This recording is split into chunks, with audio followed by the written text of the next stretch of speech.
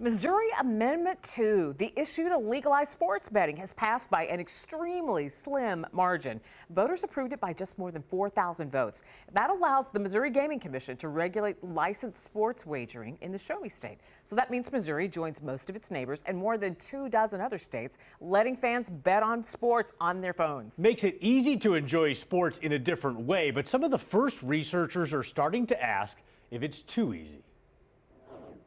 In an Arrowhead parking lot full of football fans, Thad Flournoy wants the Chiefs to win, and he's putting his money where his mouth is. It's a lot of fun because not only are you cheering for your team, but also cheering to win some money on the side. So, I mean, it's great. Cool. It's awesome. He and his KU buddies have been placing bets since Kansas legalized sports gaming more than 2 years ago. Generally, how has it gone for you?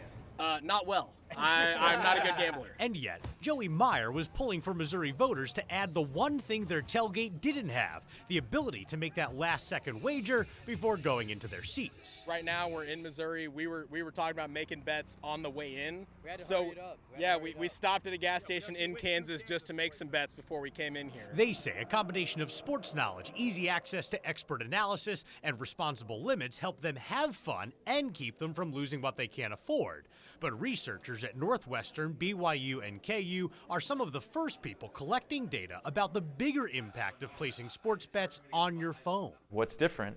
They've made it as easy as possible. Kevin Pashota is an assistant professor of finance at KU and co-wrote the paper, Gambling Away Stability, Sports Betting's Impact on Vulnerable Households. It looks at financial information across the United States before and after the Supreme Court overturned a federal ban on sports wagering in 2018. That opened the door for 30 states and the District of Columbia so far to allow mobile sports bets. They found when states legalize sports betting, wagering drastically increases and people invest drastically less money in the stock market while tending to run up credit card balances and generally strain their finances.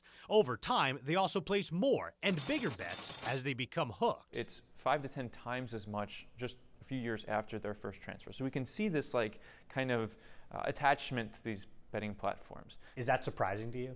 No, because this disease is progressive. Chris Davis would know. He's been in recovery for his gambling addiction since before mobile sports wagering was legal in Kansas and Missouri. But he's noticing more people, largely young men, take their gambling too far since Kansas started allowing it in 2022. I've heard so many stories of people that I was just gonna do the free bet. I was just gonna do that, and then now their whole paycheck is going to that. So is it predatory? I believe so. I believe it's just like the payday loan places that will charge you whatever. Both Chris and Kevin point to the onslaught of TV ads convincing people to download their apps, at which point push alerts, promotional boosts, and free bets get people addicted.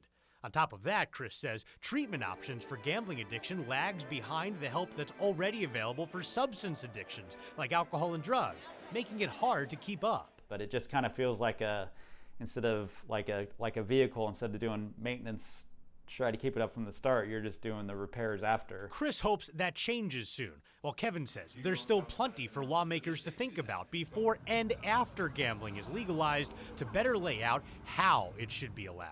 We know alcohol is addictive, we know cigarettes are addictive, but we don't make them unavailable. We try and find a mechanism that makes them available in the right way. And in the right way is very hard to arrive at. It's very unlikely you're going to arrive at it in the first shot. Now that sports betting is passed in Missouri, it's up to the State Gaming Commission to get that system rolling. The law says it has to happen by December 1st of 2025, but betting could start before then. Experts think it'll be around football season, August, September. If you or somebody you know needs help, there are resources out there through Kansas City Gamblers Anonymous and the Kansas Coalition on Problem Gambling. 1-800-GAMBLER can also get somebody help nationwide.